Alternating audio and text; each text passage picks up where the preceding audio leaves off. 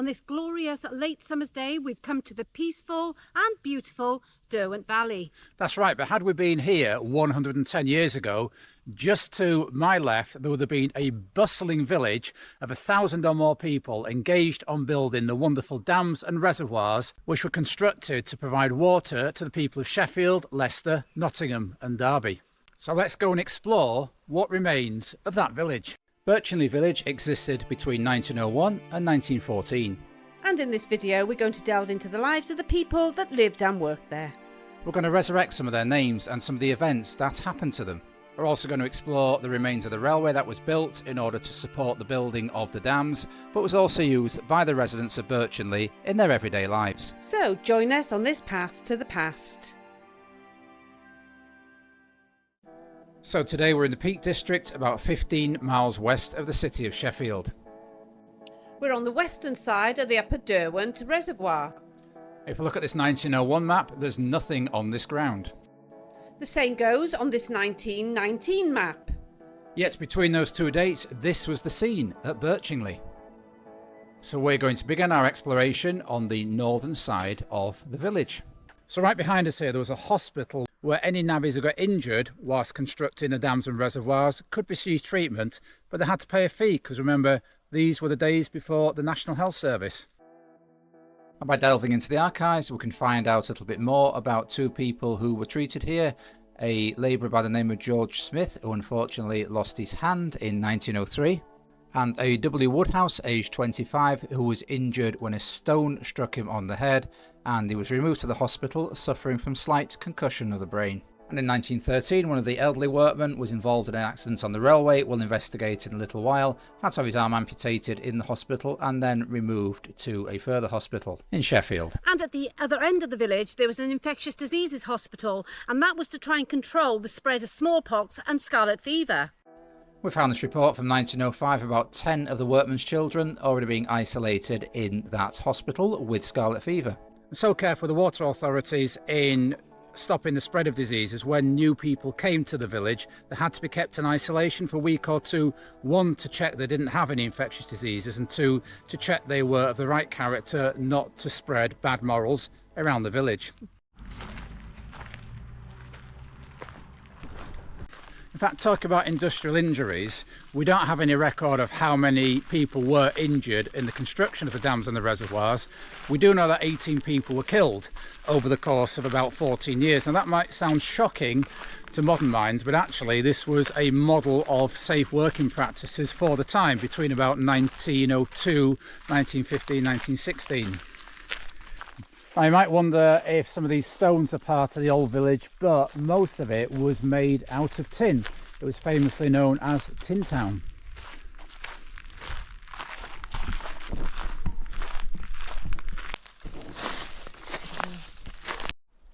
Although this stone wall here is where there were some outdoor toilets, so the water board provided outdoor toilets for their workers, which actually again was quite advanced for the time. I think if we look closer down there, we can see some pipes where the sewage will be transferred into the water supply. Actually a really big piece of pipe remaining here. That would be great to think it's been here 110 years from the old water and sewage supply for the village.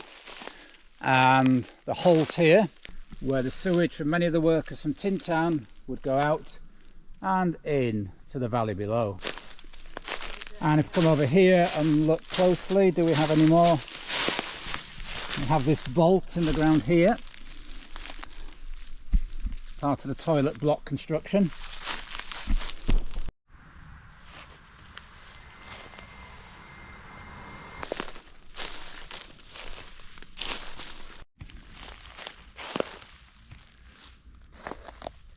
Nice ribbed effect on the edge here.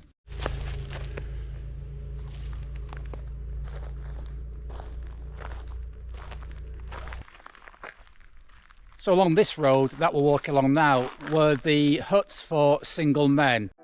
Yes, there were three separate classes of housing for the workers. There were the huts for single men, looked after by a landlady usually. There were huts for married couples and larger huts where families would reside, and whole families often relocated here from Wales and elsewhere to work on the dams and the reservoirs. So Dawn, a village needs houses and the houses need toilets. What else would you expect to find in a village? Well, in this case, I think we will have found there was one pub. A pub? What else would a village normally have? Well, I'd say that a village would have maybe a community centre of some kind. It may have, well, if there was families living here, and at the time, I think you'd want to give any children an education, so maybe a schoolhouse of some kind. What else do you think? A church, maybe? Well, particularly around the era we're talking, before the First World War, religion was really important in this country. It's a subject I mentioned before and something I did my doctorate in. It would be almost unthinkable to build a community of people and not include a religious mission hall in there. Ah, mission hall, that's the one. Also, recreational facilities as well as indoor recreational facilities. You had outdoor recreational facilities.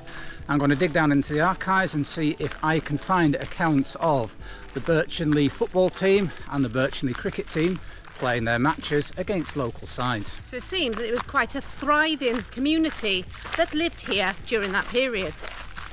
Yeah, not just about building the dams. People have to live, and the healthier and happier your workforce, the quicker those dams are going to get built, aren't they? Absolutely. Very enlightened for the time.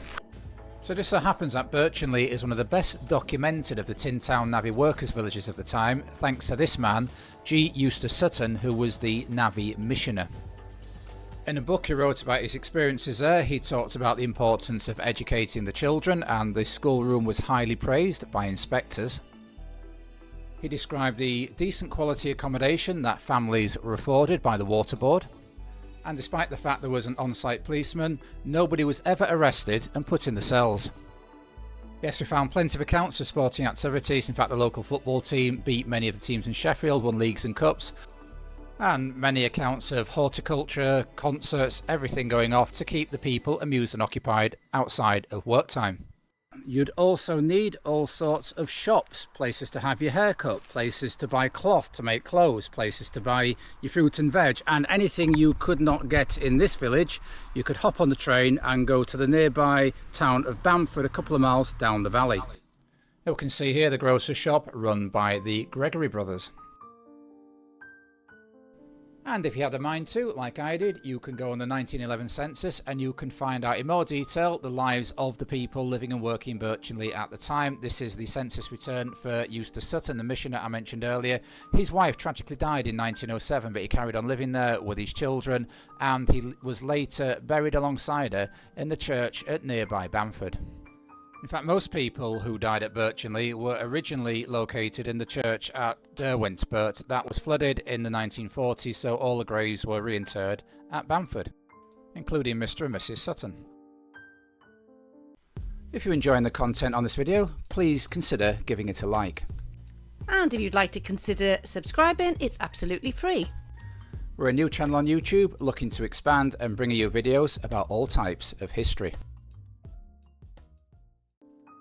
So we walked down Birchinlee's main street, remembering all those that were here before. Look up to our right, you can see the remains and the earthworks of the other roads that ran through this village. I think it was 3 parallel main roads. That is all now private land up there, so we can't have access to that. So we're now in the area where the families lived. Dawn's already mentioned there'd be children here who needed a school. And again, visitors to the area who were expecting to find sort of dirty, low-grade navvies huts were surprised at the quality of life people had. Glazed curtains, pianos, all the sort of indications of upper working class, lower middle class life in Edwardian England. In navvy huts, not what you expect, or not what you think you'd expect. Not what you think you would expect. What would expect you think you'd expect. So I mentioned a railway that ran through here because we are in late August and the water levels are quite low at the minute, but the tree levels aren't. We can go and see some of the remains of that light railway that ran from Bamford up to here. Well, that's amazing. We're fortunate to come at this time of year. You can see several stone supports down there and also the remains of some wooden supports as the railway climbed its way up to the village.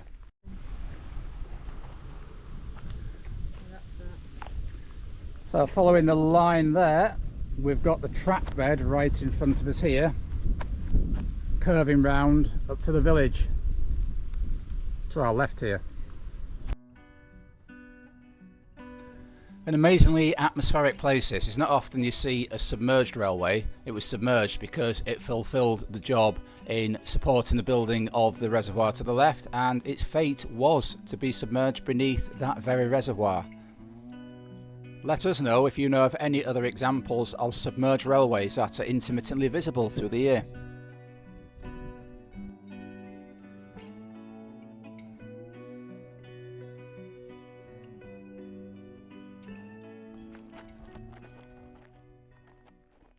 Now, actually standing on one of these stone support pillars erected here over 110 years ago.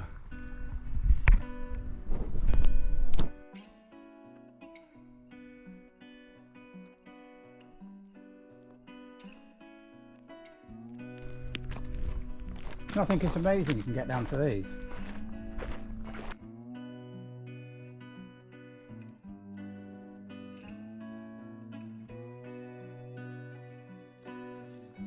And here's what the viaduct would have looked like during its heyday.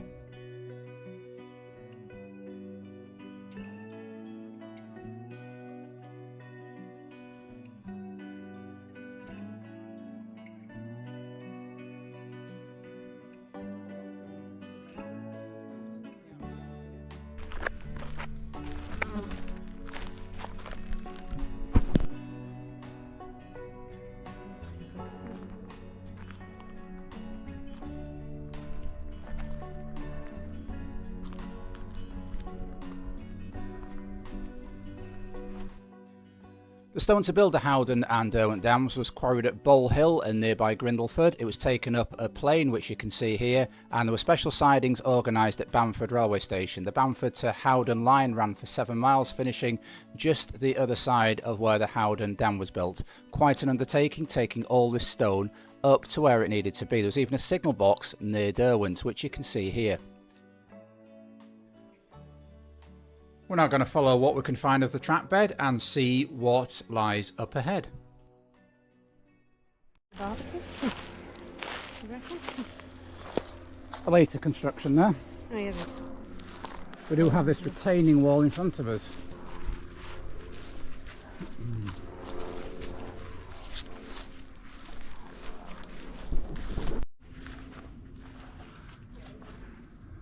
Another massive stone support, and you can see some metal sort of posts sticking out the top there, maybe from where the rails were driven in.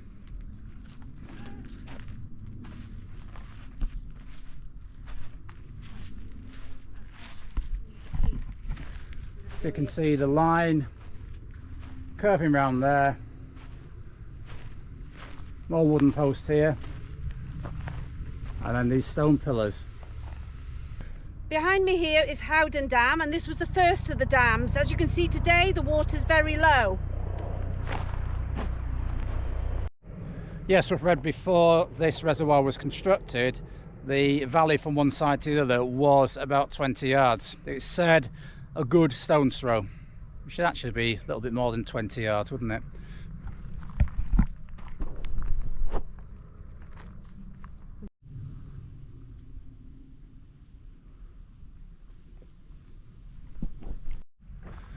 Yeah, famously when this water level gets very low, as I remember in 1995, and you remember a few years ago, you can actually walk one side to the other, and a couple of miles further down actually walk the remains of the stonework of the lost village of Derwent.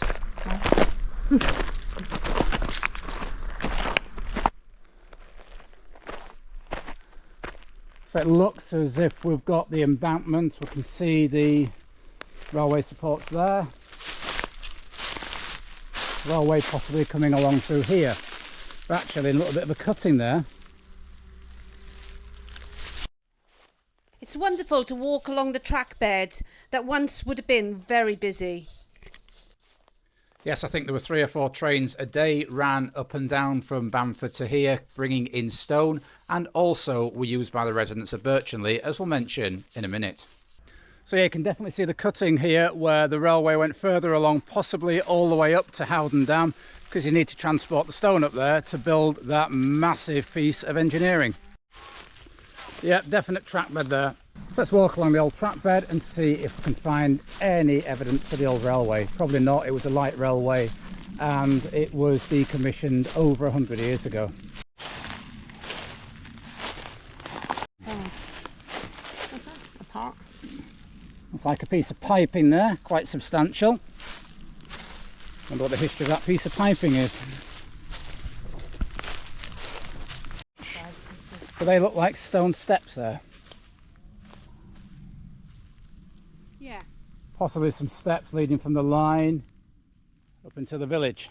Yeah, they definitely look like Yeah, there's 1, 2, and they go further up there. Definite footpath up there where Dawn's going, snaking its way round up to the village. Yeah. Lots of track bed carries along here. Some more stone constructions here. I wonder if this was some sort of loading and unloading bay, because we've got a flat surface above it, now overgrown obviously. I'm certain what I found is this little platform. Now the residents of Birchinlee were allowed free passes to go into Bamford to buy any extra supplies they couldn't get in the village shops. It's wonderful, it's still there, you can go and stand right by it. And imagine all those people standing on the platform waiting to go into Bamford over 100 years ago. I think we're still on the track bed here, but we've got a little bit of an embankment, maybe only 2 or 3 feet, maybe 4 feet down to that level. right, close to the water now. Yeah. Yeah, looking ahead, the cutting has now become an embankment leading off to the Howden Dam. Fantastic find. You can see where the bridge went across what might have been quite a fast flowing stream. Absolutely dry now. But yeah, part of the old railway. Yeah, we walked on that embankment, came off, and we're really glad we did, because 1, we couldn't get across there, and 2, we get this lovely view. A view that would have looked like this in the first decade of the 20th century.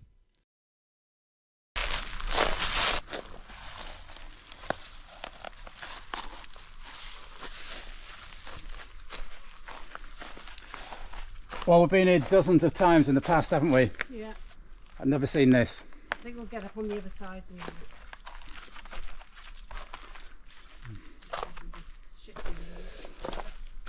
Some of these larger stones here might have been above our heads 110 years ago.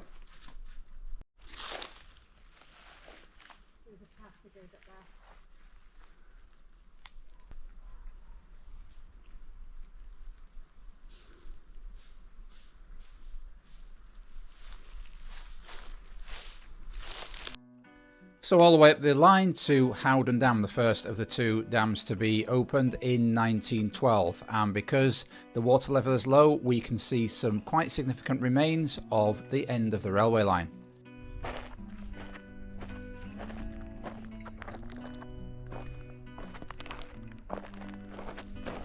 I'm thinking we've pretty much found where this picture was taken.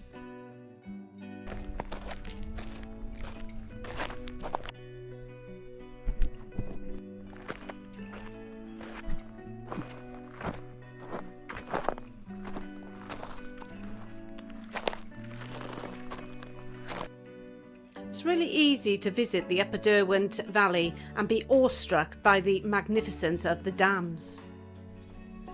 But they were built by the toil and hard sweat of thousands of navvies. Our exploration of the lost village of Birchinlee reminded us of this community, a community that wasn't just a series of workers, but a community of families, of children, of a police officer, a missioner, a school teacher, shopkeepers, a whole living organism and community.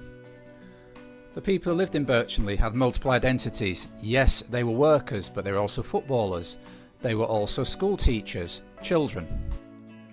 The lives they lived were governed by rules and order. It is thought for their own good. But before we left the area, we wanted to pay one final visit. We said there had been fatalities. One of them was this man, a James Bird, who lost his life in 1908. Bird and his comrades, who were also killed during the construction of the dam, are commemorated in this memorial in the churchyard at Bamford. Also remembered are the rest of the workmen and the wives and the children. And nearby is the grave of Eustace Sutton, the missioner who gave so much of his time and his energy into making the lives of the workers at Birchinlee so palatable and so enriching. So, hope you've enjoyed joining us on this exploration of Birchinlee village. If you have, please give this video a like, and if you'd like to see our further explorations of all types of history from across the UK spanning the centuries, then please subscribe to the channel. So don't forget to join us next time, where every journey begins with a path to the past.